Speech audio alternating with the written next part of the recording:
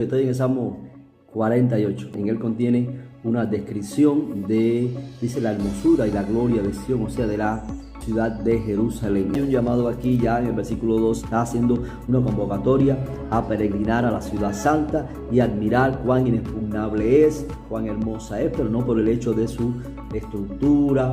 Jerusalén es una ciudad pequeña, no por el hecho de sus enormes muros, sino por la realidad, lo que contiene adentro, o sea, el poder, la presencia de Dios, porque Dios ha convertido esa ciudad por su voluntad y propósito santo en el centro de la adoración de toda la nación, pero además en la sede de su habitación.